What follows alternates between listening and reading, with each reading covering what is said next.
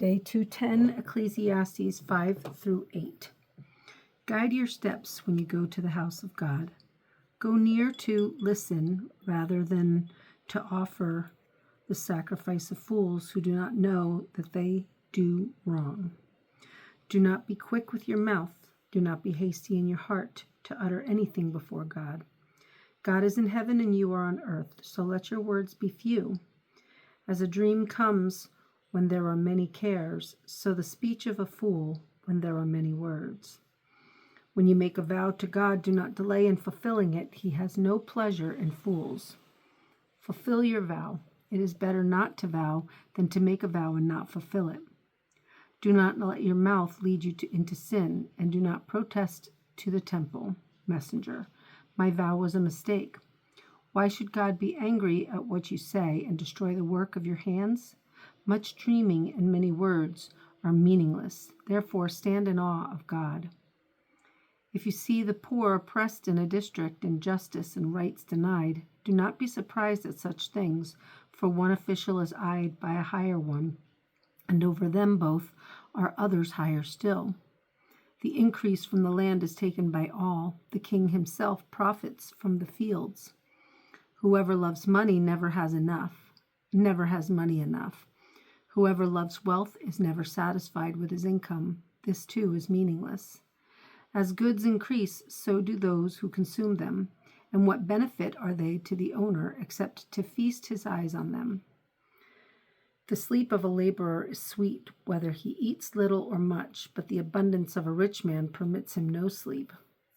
I have seen a grievous evil under the sun, wealth hoarded to the harm of its owner, or wealth lost through some misfortune, so that when he has a son, there is nothing left for him.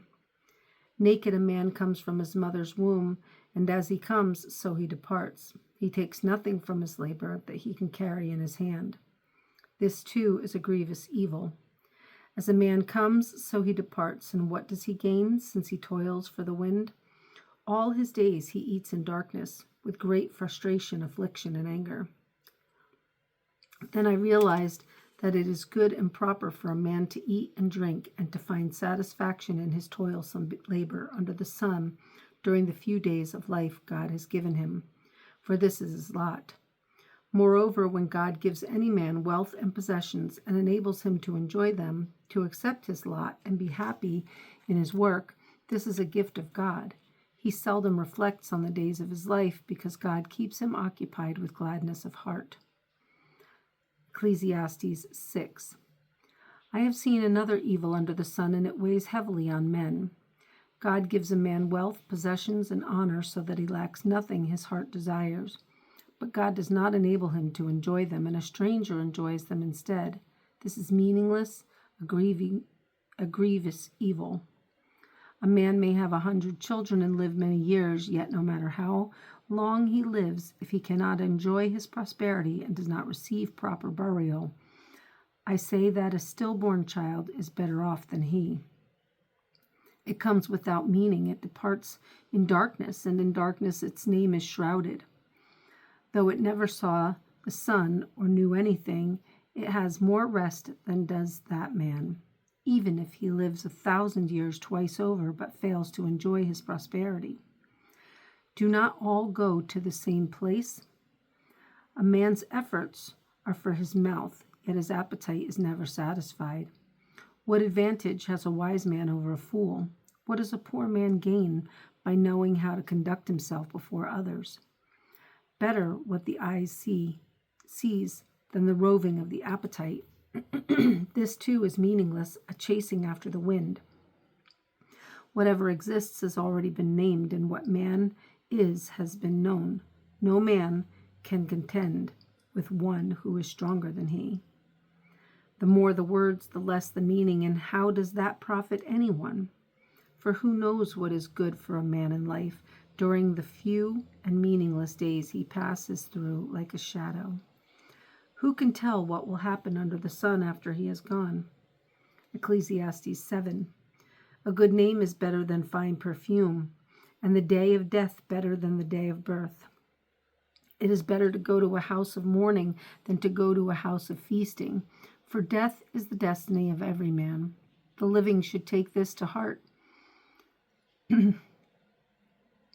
Sorrow is better than laughter, because a sad face is good for the heart. The heart of the wise is in the house of mourning, but the heart of fools is in the house of pleasure. It is better to heed a wise man's rebuke than to listen to the song of fools. Like the crackling of thorns under the pot, so is the laughter of fools. This too is meaningless. Extortion turns a wise man into a fool, and a bribe corrupts the heart. The end of a matter is better than its beginning, and patience is better than pride. Do not be quickly provoked in your spirit, for anger resides in the lap of fools. Do not say, "Why were the old days better than these?" For it is not wise to ask such questions. Wisdom, like an inheritance, is a good thing and benefits those who see the sun. Wisdom is a shelter as money is a shelter, but the advantage of knowledge is this, that wisdom preserves the life of its possessor. Consider what God has done. Who can straighten what he has made crooked? When times are good, be happy, but when times are bad, consider God has made the one as well as the other. Therefore, a man cannot discover anything about his future. In this meaningless life of mine, I have seen both of these, a righteous man perishing in his own righteousness and a wicked man living long in his wickedness. Do not be over-righteous, neither be over-wise. Why destroy yourself? Do not be over-wicked, and do not be a fool. Why die before your time? It is good to grasp the one and not let go of the other. The man who fears God will avoid all extremes. Wisdom makes one wise man more powerful than 10 rulers in a city. There is not a righteous man on earth who does what is right and never sins. Do not pay attention to every word people say, or you may hear your servant cursing you. For you know in your heart that many times you yourself have cursed others. All this I tested by wisdom, and I said, I am determined to be wise, but this was beyond me. Whatever wisdom may be, it is far off and most profound. Who can discover it? So I turned my mind to understand, to investigate, and to search out wisdom and the scheme of things, and to understand the stupidity of wickedness and the madness of folly. I find more bitter than death the woman who is a snare, whose heart is a trap, and whose hands are chains. The man who pleases God will escape her, but the sinner she will ensnare. Look, says the teacher, this is what I have discovered. Adding one thing to another to discover the scheme of things, while I was still searching but not finding. I found one upright man among 1,000, but not one upright woman among them all. This only have I found. God made mankind upright, but men have gone in search of many schemes. Ecclesiastes 8. Who is like the wise man? Who knows the explanation of things? Wisdom brightens a man's face and changes its hard appearance. Obey the king's command, I say, because you took an oath before God. Do not be in a hurry to leave the king's presence. Do not stand up for a bad cause, for he will do whatever he pleases. Since the king's word is supreme, who can say to him, "What are you doing?" Whoever obeys his command will come to no harm, and the wise heart will know the proper time and procedure. For there is a proper time and procedure for every matter, though a man's misery weighs heavily upon him. Since no man knows the future, who can tell him what is to come? No man has power over the wind to contain it, so no one has power over the day of his death. As no one is discharged in time of war, so wickedness will not release those who practice it. All this I saw as I applied my mind to everything done under the sun. There is a time when a man lords it over others to his own hurt. Then, too, I saw the wicked buried, those who used to come and go from the holy place and receive praise, in the city where they did this. This, too, is meaningless. When the sentence for a crime is not quickly carried out, the hearts of the people are filled with schemes to do wrong.